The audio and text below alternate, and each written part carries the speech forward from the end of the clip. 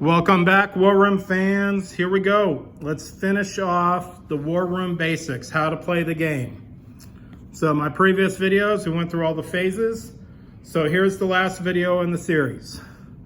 So we're gonna talk about the non-aggression pacts, Stalin Doctrine, all the optional rules. So obviously I still have my first edition rulebook. I don't have second edition rules next. But you know what? I got them pulled up on Nightingale right here.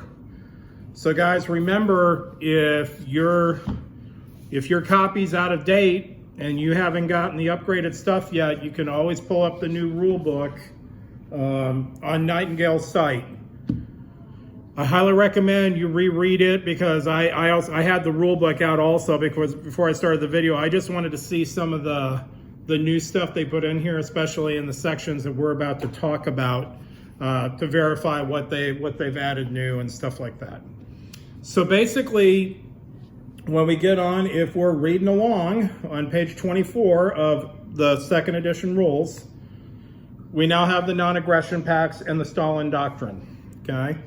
These are not optional rules. They're part of the core rule set now.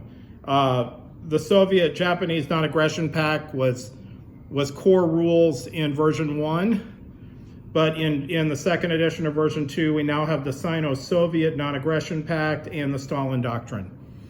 Now, I'd like to just point out, I'm about to go through these real quick with you, but the Sino-Soviet non-aggression pact, that's China and Russia, and the Stalin Doctrine, these have been heavily discussed on the Board Game Geek forums ever since War Room first came out. A lot of this, to kind of briefly give you a background on this, when the game first came out, War Room basically, when it was an infant, basically degenerated into, this was the entire game. Everybody bum rushes Moscow, the Allies included. Everybody's coming up here, over on the west. They're coming in over there.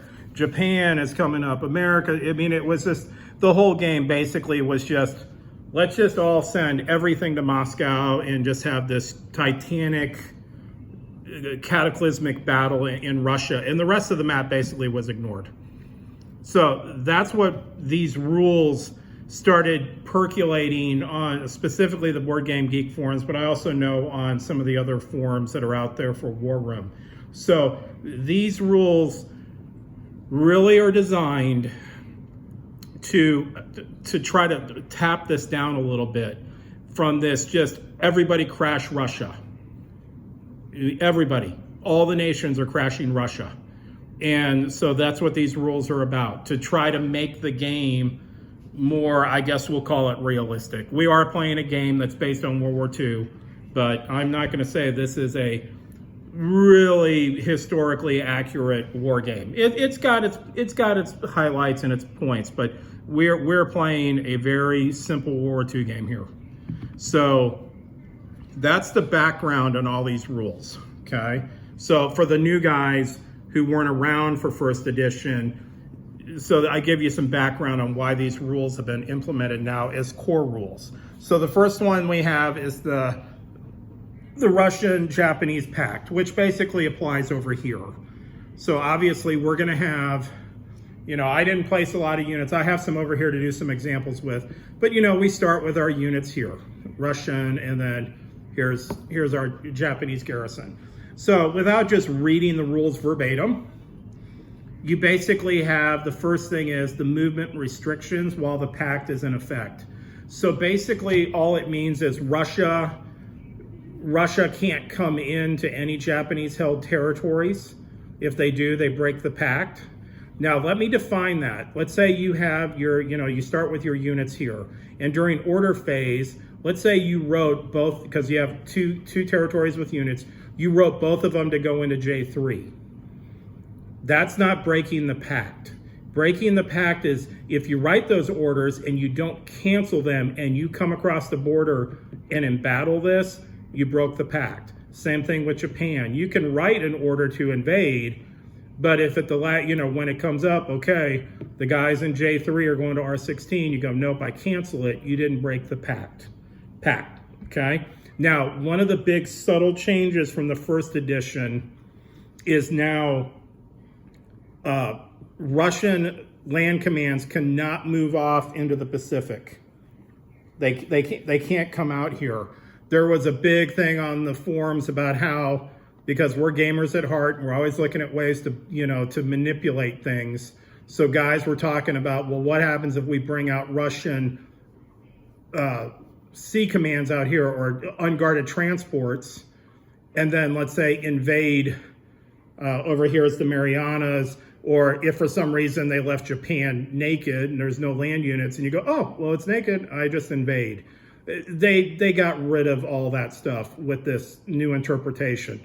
So Russian land commands can no longer enter the sea. Okay, so now we have the combat restrictions, which are self-explanatory. You can't attack each other's convoys. You can't participate in a battle that would cause casualties to the Japanese, so on and so forth. You can't do any of that stuff. Now, the pact between these two countries, Japan and Russia, immediately goes away if Russia's in the red zone, economic collapse, or Moscow or Greater Germany is embattled. If Moscow is being embattled by the Germans, then this pact goes away and you can come across the border without penalties. The penalty for, let's say, Japan breaking the pact is, let's say they go from here to here. The minute you break the pact, you take 6 stress. And the other penalty is, let's say you take this territory, you don't get a medal for taking it. Okay? And same with Russia. If Russia breaks the pact and takes Manchuria, they don't get a medal for Manchuria, and Russia takes 6 stress. Okay? So that's a really basic overview of the Soviet-Japanese pact. They can't mess with each other, but the big change for the old guys from version 1 to version 2 is now the Soviets can't put land naval commands, or transports out here into the Pacific. They have to stay on the mainland. Now, one of the other new ones for us version 2 guys going to version 1 to version 2 is we now have the Sino-Soviet non-aggression pact, which is China. Okay? So what this means is that Soviet commands cannot enter any of these territories. These are, okay, so we have to define these. These are called Chinese-controlled territories, meaning they have the cards in their, in their sleeve. So no Russian commands can go anywhere in here. They can fly over the territories, but they cannot land in the territories. Now, these are the conquered or occupied territories that Japan has. So let's just say Russia broke the pact and they have a very large force up here in Manchuria. Well, the minute they take Manchuria, then this card doesn't get transferred to the Soviets. It goes back to China. And this is now considered a Chinese-controlled territory because they have the card. Remember, guys, the cards, whoever owns the card controls the territory. And that applies to every nation and every card. Now, here's the deal. So once the Russians are in Manchuria, this is now a Chinese territory. If they go back to Russia, they can never enter Manchuria again. Now, let's just say their force was big enough and they invaded Peiping.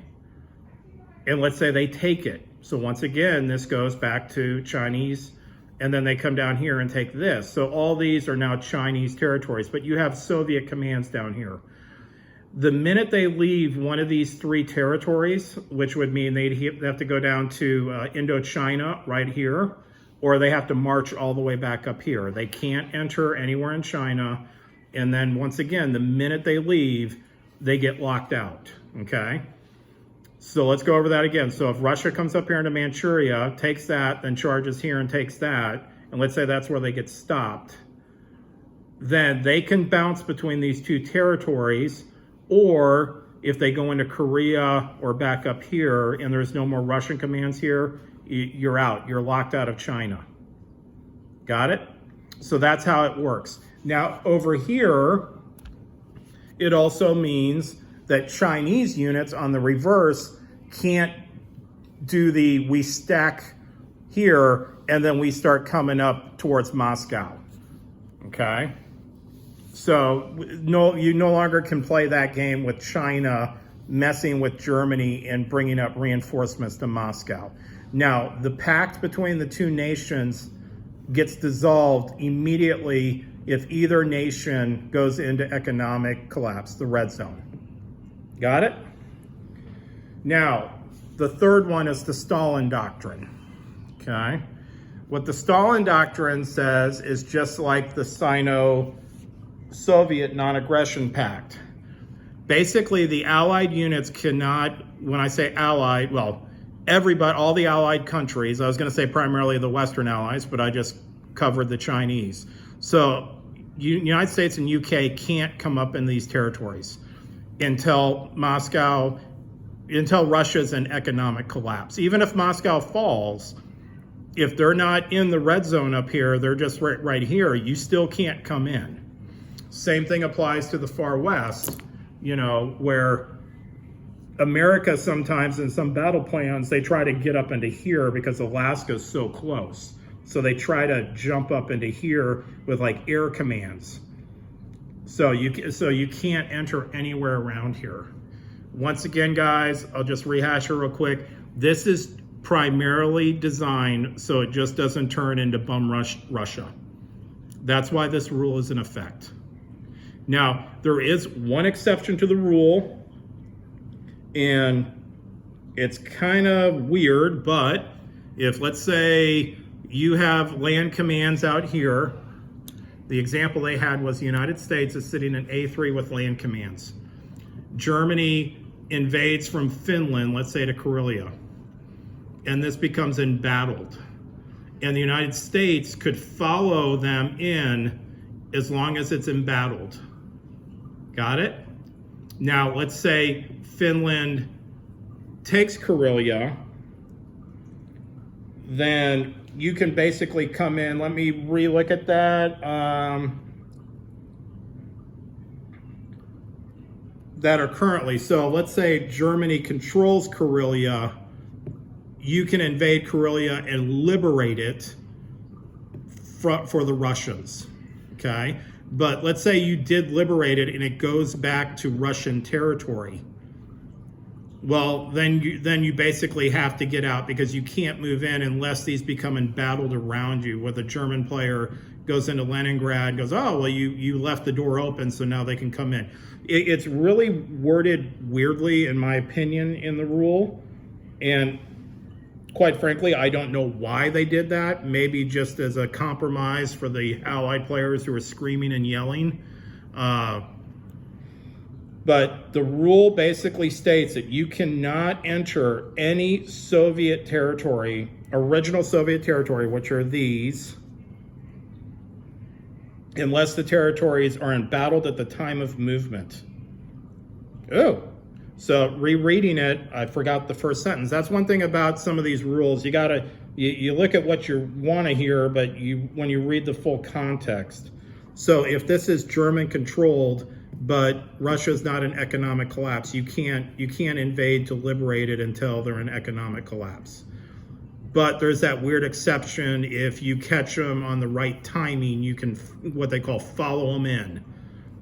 It's weird, but read it yourself, guys. It's only one paragraph, but the takeaway of it is basically the Allies can't enter Russia until Russia's down in economic collapse. Got it? Now, those are the three pacts and doctrines. They're part of the rules. They're not well, by the rules they're not optional, but I guess you could make an argument every rule is optional if your group decides you want to make it optional. But by the rules, it's not optional. Now, the optional rules that they put into the game. Okay, so we're now on page 31. So there's not many of them. These are called the advanced optional rules. The first one is the simultaneous battles. I talked about that in phase 4 combat. all that's saying is that go ahead and do the 2 battle boards. As I said before, when I did the breakdown of phase 4, you basically have a battle board for here over in Europe, and you have a battle board on the other side for the Pacific. And then, once combat, you're resolving all the hot spots, you can resolve them quicker. So the Pacific guys are doing their things, the European guys are doing their thing, and it makes the game move a lot faster. Okay. Now, the other one is the force advantage batch cap. So of the advanced rules, I highly recommend you do simultaneous battles every time. I highly recommend you do the force advantage batch cap rule. And that is for the surface battle stage only. So land and sea, and it's only the surface. If one side has 1 fewer land or naval unit types, it can only roll 2 batches, 20 dice. And if it has 2 plus fewer land or naval unit types, it can only roll 1 batch. Okay, so let's go over this real quick. I laid out some things here just for the discussion. So we all know that, we'll take the 34th here, okay? Let's just kind of do it this way. I kind of set it up this way. So obviously the 34th has 3 color types, 67th has 2, 26 has 1. So let's just say the 61st comes in and he has all 3 color types. So against him, remember, let's say the 34th is in here, this is just a straight up fight. Move him to the battle board and fight it out. Okay, this is not really a good example, guys, because the batch cap limit technically only applies when we're talking very large combats where you're going to be able to generate 20, 30 combat dice. And I'll talk about that in a second with this air units. But let's just keep with the example here. So the 61st, this is an even battle. Roll it to the table. These guys come in and engage the 67th. They have 2 color types. We have 3. So the batch cap rule means this stack, the 67th, can only roll 20 dice max. If they attack the 26 over here, they're a mono stack of infantry, so they can only roll 10 dice max. Now, this applies to, let's convolute the situation. So the 26 is here, and then the entire Russian Air Force shows up. So they got 6 fighters and a bomber. So the air power alone is 20. There's 8 infantry here. So if they went all offensive, that's 16. So, I mean, you're over 30 combat dice if that's how the Russians played it. So against these guys, they would, even though they have 30, they only get to roll 10, because remember, it's a mono stack. They only have 1 color type. Got it? So if the 15th was with the 67th, they would max out at 30 combat dice, but because they only have 2 colors and they have 3, the Russians would only be able to roll 20 dice, tops. Okay? Now, here's one of the side effects of the rule, and I don't know if this was intended or not, but let's do this scenario. So all 3 of these guys are in the dreaded Bryansk region, right? And the Germans are kind of set up like this, we'll say. And they're looking at the dreaded Bryansk going, man, that is gnarly. I think we need to do something about that. But the Germans have all this air power. Now, if you don't play with this rule, the force advantage batch cap, if the German player sends in just these stacks of air units into Bryansk, they have 15 fighters and 3 bombers. So they've maxed out 30. We'll talk about combat principles. You should never do this. If looking at your stacks, you have way more than 30, you need to come up with a new game plan or do something about it. It's just not good tactics to overmatch the 30. Like, well, how many combat dice do you have? Well, oh crap, I didn't realize I got 62. Yeah, that's not a good scenario, generally speaking. Nothing's ever like black and white. There is a gray zone. But what I'm getting at, guys, is these guys write an order to go into Bryansk, okay? If you don't play with this cap rule, these guys are going to have to roll 30 dice against them, and they have 6, 7 artillery, so 14 with an armor. They get 15 anti-air to shoot at these guys. You're going to maybe kill 2 planes, and they're going to just smash those guys with 30 combat dice. And the Russian player is going to be, this is ridiculous. I just lost, 12 units off that. I lost a whole 8 stack and a half at 8 stack because of these guys just strafing them. Now, remember though, planes in combat, because if they strafe them, that's called it's still a surface combat. They technically don't have any color because they're not on the land combat battle board. So these guys, the Russians, because they have 3 color types against these guys, they can only roll 10 air combat dice. 10 ground combat dice. So that severely limits air power alone, just strafing territories with huge stacks. This is a real, this is basically the end game for the Allies over there in Great Britain. We're talking turn 9 in the game, and this is just the U.S. stack, and then Great Britain has another 8 stack sitting over here. And then if you're not playing with this batch cap, then basically for 1 or 2 turns, the Allies just keep sending in all their air power here, getting 30 dice here and 30 dice here, and just destroying all your ground units. And then they sit out here smiling in A6 with like an 8 stack of just infantry and just mop up because there's nothing left. The Allies can just sit here and just forever bomb them or strafe them on ground combat and just destroy all their land units. So at least in this scenario, going against those Russians, these guys can only roll 10 dice max, and they don't get blacks and whites because remember, they got force advantage.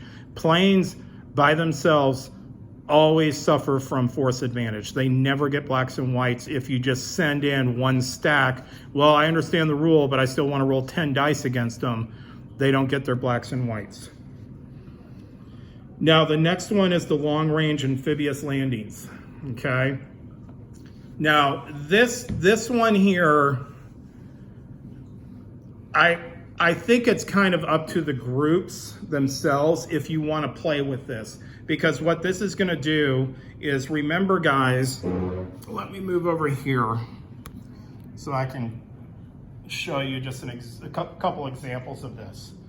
So remember guys, how it works if you don't use this rule. So let's say this is a British, or these are Canadians. So on turn 1, they come off to 8. So let's say the plan is we're going to invade Karelia. Let's just forget about the Stalin rule for a second. The British want to invade Karelia. So the Canadians, if you don't use this rule, they need to go 1, 2, and then on turn, so this was turn 1, and then turn 2, they can invade Karelia, okay? That's how the standard rules work without this optional rule, okay? If you employ the optional rule, now what it allows you to do is, let's say on the first turn, the Canadians came off there. Now we don't see it, but remember this is England. So what this allows you to do is if you start in a C zone, you can write an order to, let's say, go into Karelia. So you would write the 21st to R3. Now, so basically what you're doing is you move 1 and then you land, okay? Now here's the restrictions on that movement. If it's a friendly territory, let's say Great Britain, you can just immediately move and go in there regardless of anything. It's a friendly held territory. The only way you can get stopped is if you got pinned here by naval units, okay? So you can always move into a friendly territory. Now, let's say Karelia, in this example, is German controlled and you can go in there.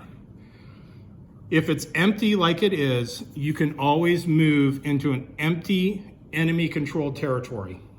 You have to still fight the garrison battle, but you can always move up in there if it's empty. Same thing, like another big area would happen is like French Morocco.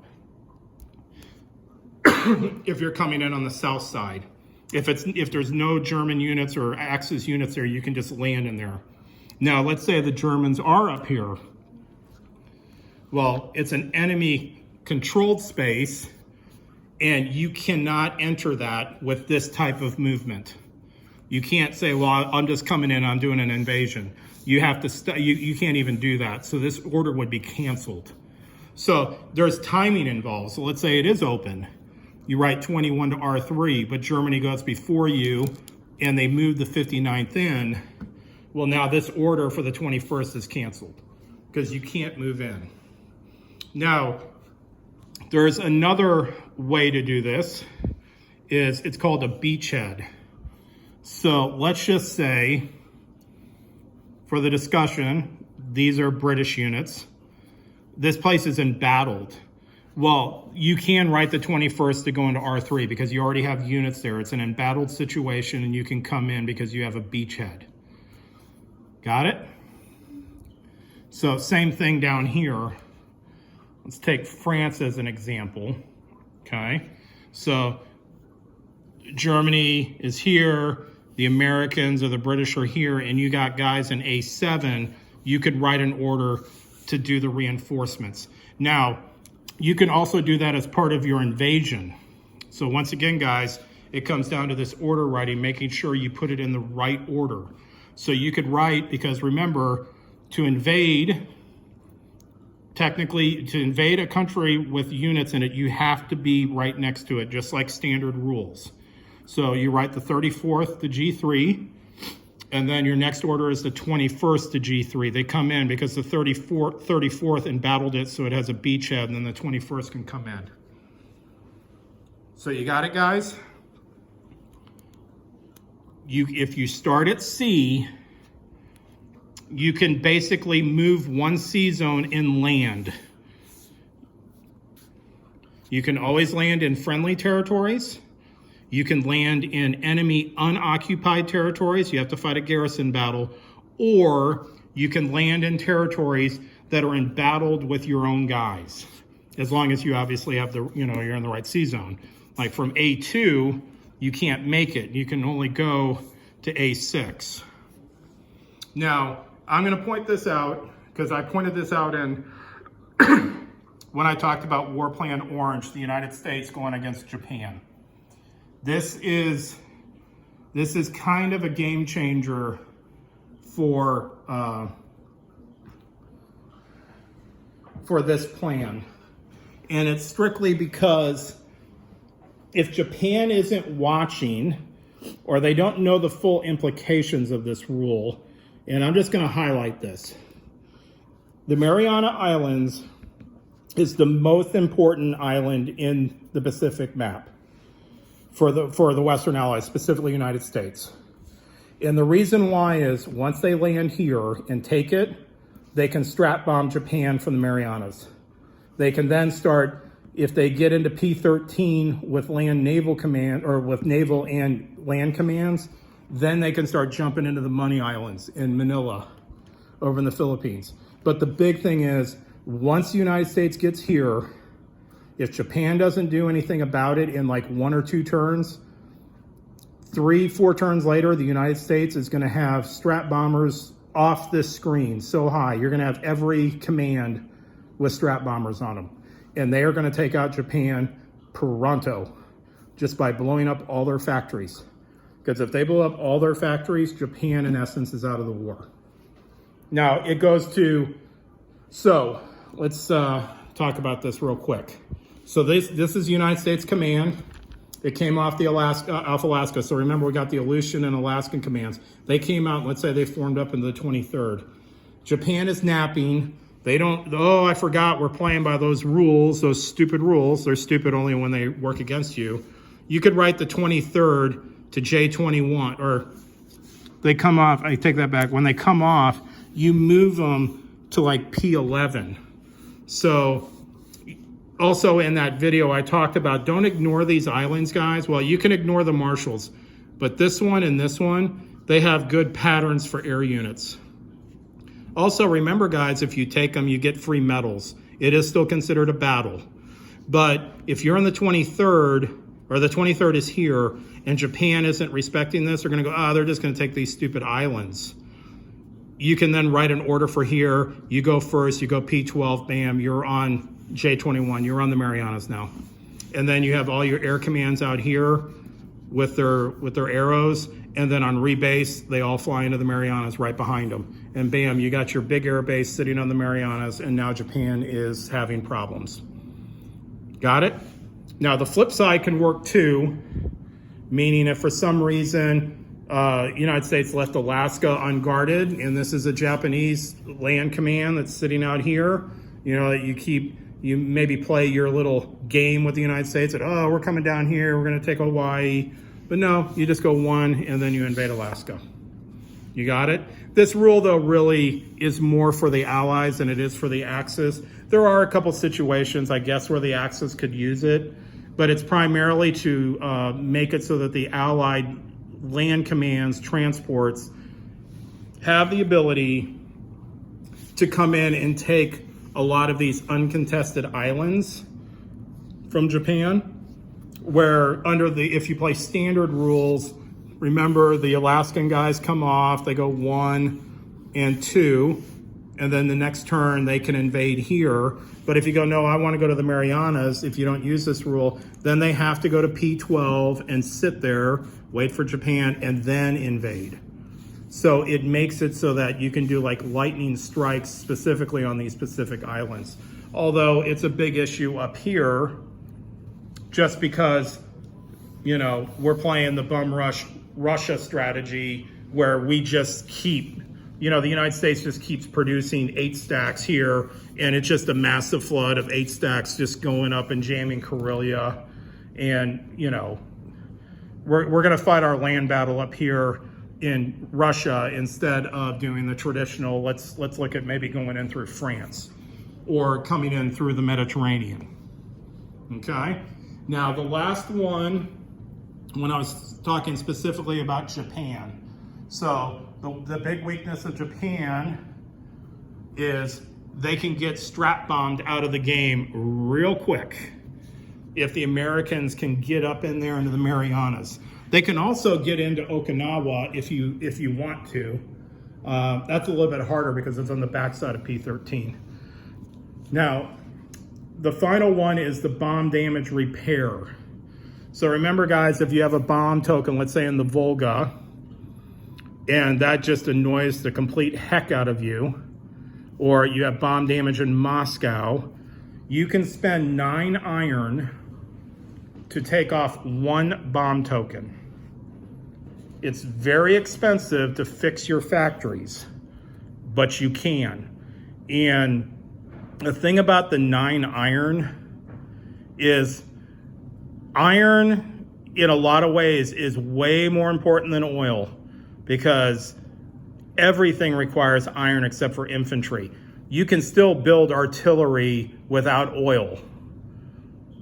Oil's important too, obviously, because it's turn order bidding and everything requires oil except for artillery and infantry. But at least you can still build artillery if you have iron. If you're having to spend all your iron to fix bomb damage, then you're basically reduced to an army of infantry. That's all you'll be able to build, unless you're one of the nations that just has iron coming out the booty, okay? So that's basically how it works. If you have, let's say Moscow's taken 3 bomb hits and they only have 2 factories, and you go, that's not working for me, you can spend 9 iron and take 1 off, so now you have 3 factories. Because remember, guys, the factories, you can only build, let's say in Moscow, they can only build 5 units. So if they take 3 bomb hits, they can only build 2 units a turn in Moscow. One thing about Russia, though, is it is kind of, it's a little bit of strategy here, guys. They have enough factories that they can spread their production around.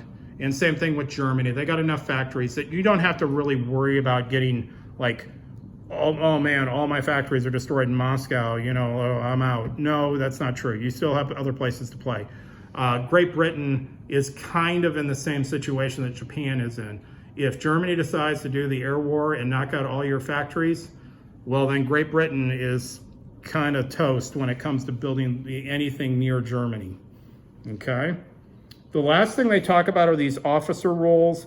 I briefly spoke about that it would be a good idea if you had one person who's kind of like the marshal of the game, making sure the game is moving, running smoothly, checking time. Well, when you look at the officer roles, they have three, like you assign three different players to different things.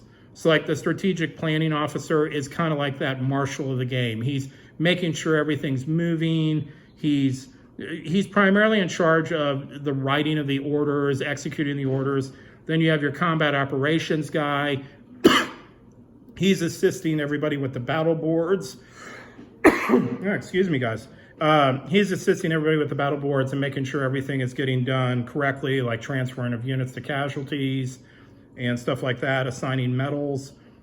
And then you have the economic morale and production officer. He's basically there during he's making sure the first phase, the national economy moves quickly. He does the production, and then he's in charge of the morale board. So when you enter that phase, he's the guy calculating it, or he's assisting someone who's assisting him to facilitate that. Because as I said in the morale phase, guys, sometimes that board can get so loaded with units, you're gonna need two guys, you know, in double checking the math, making sure everything comes out right, okay? Now, the last one here on page 32 is the taker down, the Nano expansion. For some reason on Nightingale's shop, they used to sell the little chits for the Nano expansion. I don't know if they're not making them anymore or what's up with them. But basically what the Nano expansion does is now when you convoy raid one of these clusters, let's just use this as an example. So this is tied to Italy. The British come out and they hit these three ships, these three convoys. So they lose an oil, an OSR, and an iron. That's standard rules. But with the taker down Nano expansion, these cause stress. So each convoy, each hit is basically the equivalent of a submarine. So they had the chits that would represent these, and you would put them in the sub column. But if you're playing with the expansion and you don't have the chits, then just take submarines out of the bin and put them on your nation. So with Italy, you would put 3 sub casualties on the Italian morale board to reflect that they lost 3. Now let's say they're coming at Italy hot and heavy, and they hit both these. Well, now they lost 2 oil, 2 iron, and an OSR, but they took 5 convoy hits. So then you would put 5 subs in the casualty, or 5 of the convoy casualty markers if you have them with the Nano expansion, okay? Now, the second aspect of the Nano expansion are these subs. So remember, in the standard combat rules, guys, if a sub goes to the dive, so after combat's resolved, he was damaged, but that's called dive for subs. If you have the chits, you put a submerged marker on him. If you don't, you just have to remember, put them on the side, I guess, to remember that these guys have submerged. Now, what a submerged sub allows you to do is once combat's resolved, he can then move 1 square away and he re-emerges, okay? So let's say the combat was M2, you could move the sub either to M3 or M1 if you so desired. Now, the thing about a submerged sub is, let's just say for the discussion, there was actually another naval battle here, and the submerged sub moved over here. He doesn't join this battle. He stays submerged, and when this battle's finally resolved, then he comes up to the surface. Now, it could be that after all the combat's resolved, he comes back up to the surface, and let's say it's a German sub down here, and there's still British naval. Well, now M3 is embattled for next turn. He also, if he comes over here, he can't convoy like Alexandria down here. So he moves over and go, oh, I'll do a convoy attack. No, he's submerged, and he reemerges at the end of all the combats.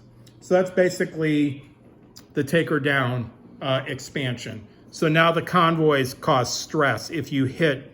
So every time you hit someone, Each silhouette is worth 6 stress points to the nation that you take it from. Okay, guys? So let's end it right now. The advanced rules I say you really should use is the simultaneous battles, the force advantage batch cap, the long-range amphibious landings. I'll leave that up to your group because that does open up a lot of possibility, especially when you're playing with a lot of new players who know the rules, but they're not familiar enough with the game, because it does open up a lot of tactical things. And if experienced players, if you guys do the amphibious landings, the long range, the experienced guys might take advantage of some of the inexperienced guys, and it might leave a bad taste in the inexperienced player's mouth. So that's up to you guys, though, on if you want to use them. I know at Board Game Geek, when we're playing with, where I primarily play with just a bunch of new guys, once I explained them that rule, the new guys all agreed to it, that they think that's a really good rule, even though they had never played the game. They thought that made more sense to them. Bomb damage repair, yeah, go ahead and use it. I don't think you ever will, but yeah, go for it, guys. And the officer roles, I do think, you know, you don't have to do it exactly as they say here, but it's always a good idea to have a couple guys in charge of certain aspects of the game, because it just makes it move faster. Okay? So that is it, guys. I think I've gone over all the rules of the game. Oh, no, I have not. I forgot page 35 and 36. Now, these are the optional quick play rules and the quick battle rules. Now, I'm not going to go in detail on this. I have a video up for each one of them. You can go search through the playlist and find them. Okay? I personally don't think you guys should use these rules. I think it takes away from the overall just experience of playing War Room. And specifically the quick battle rules, I don't think actually speed up the game. Bryce and I, if you've been watching some of our previous games, 2 games we did the quick battle rules, and in our opinion, when the night was over, it didn't speed anything up. It just waters combat down a little bit, and there's some crazy things in there that a lot of guys don't like. Like, planes are really overpowered in quick battle. We tried one game using the quick play rules. The gist of quick play rules is it gets rid of a couple of the phases. The big one is production. Now production is just random. You roll dice and you build units by whatever you rolled on your dice. So if you get lucky on your die roll, great. If you get unlucky, too bad, so sad. You know, you didn't get to build what you wanted to build. So I'll let you guys read those rules, and it's up to each one of your guys' groups if you want to do it. You know, hey, I'm an individual, so maybe I don't like, and my group doesn't like quick play rules, but some other groups might love it. Same thing with the quick battle rules. You know, we don't personally like it, but hey, if you guys, you know, I always recommend at least give it a shot and see if you do like it. Okay? So that's it. I've gone over the entire rule book in all these various videos, so I hope you enjoyed it, and then I'm going to get back to doing War College stuff, and then I'm also going to do War Plan Z for Germany, and I think, though, before we do War Plan Z, I'm going to do the combat principle. I have 2 videos I have planned coming up on expectations of combat, what to expect when you get into a combat.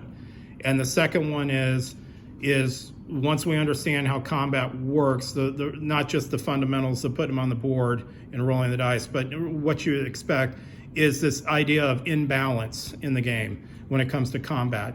It's a big deal in War Room. Unbalanced combat and attrition is huge in this game, and you need to understand those concepts so you don't get frustrated. Because I know when we first started playing the game, specifically unbalanced concepts in this game drove us batty until we kind of got our hands around it and figured out what we were doing wrong when it came to combat principles. So those will be the next videos coming up, guys, and I will talk to you later.